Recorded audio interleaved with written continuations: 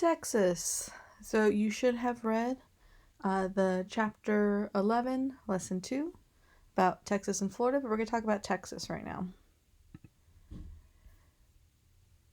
In 1821, Stephen Austin moved to Texas to follow his father's dream of starting a U.S. colony in this territory now controlled by Mexico. So you can see the United States here. We've already added Florida.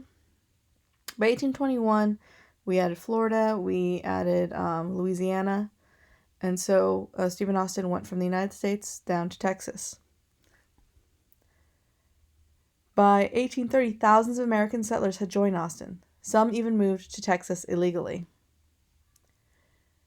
Because of the illegal immigrants in Texas and other problems with the Americans, Mexican government officials ordered Texas closed to Americans.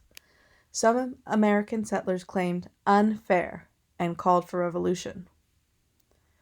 Stephen Austin calmed his fellow American settlers, now called Texans, and said he would travel to Mexico City to negotiate with the government. So again, this was Texas over here, and he traveled down to Mexico City down here. When Austin arrived, he met with the new Mexican leader, General Santa Anna. First, Austin said, "Reopen Texas." Then he said, "Make Texas its own state." Santa Anna ignored him and jailed Austin for causing a rebellion. 2 years later, when Austin was released from jail, the Texans were still unhappy, and they rose up in revolt.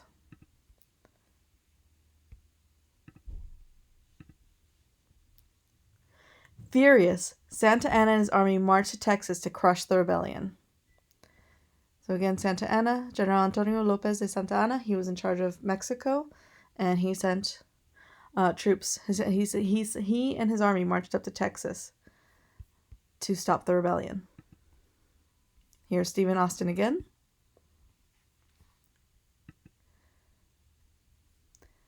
And you can see Santa Anna's troops move through here. Here is Texas. One of his generals moved through here. You can see the red Mexican forces. So this is where the Mexican troops move through. Blue is where the Texan forces or Texan troops moved through. You can see these are for Mexican victories. So these are the battles that Mexico won. These are the battles that Texas won. You can see where Austin's original colony was. All right. So the worst battle for the Texans was at the Alamo, March 6, 1836, where every Texan was killed. This only spurred on American supporters who flooded into Texas to help and cried, "Remember the Alamo!" That was a very common battle cry during the Texas Revolution, and it's still popular, or still a very famous saying, "Remember the Alamo," to remember all those who died here. Now, this painting shows there's a woman here.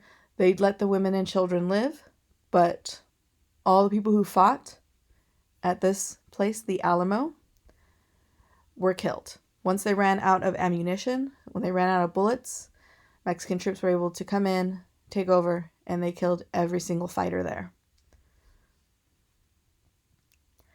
Just 1 month later, Santa Anna and his troops were sleeping in the afternoon near a river. Suddenly, Santa Anna and his troops were woken by the charge of the Texans. The Texans won the Battle of San Jacinto and captured Santa Anna. You can see all the tents. A lot of the Mexican soldiers were sleeping. And so they came out and surprised them, and they used the battle cry, "Remember the Alamo?" They wanted vengeance for all the Texans killed at the Battle of the Alamo, and they came in and attacked everyone while they were sleeping. And so they were able to kill a lot of the soldiers here and then capture the rest, including Santa Anna. Mexican rule in Texas ended, and Texas became an independent country. Many wondered for how long, but for now the Texans cheered their victory and the Lone Star Republic. So you can see here, this was their flag. For about 10 years, they were the Lone Star Republic. They were their own country. They weren't part of the United States or Mexico. And again, that key battle was the Battle of San Jacinto. Once they captured the leader, that was pretty much the end of the revolution. They won. Now, after the revolution, You can see this disputed territory. They had a disagreement over where Texas was. They agreed this was part of Texas, but Texas said that all of this was part of Texas as well. They said the boundary went all the way to the Rio Grande. Mexico said, no, this is the boundary of Texas. All of this belongs to Mexico. And the agreement was never resolved until the Mexican-American War, which we'll talk about later.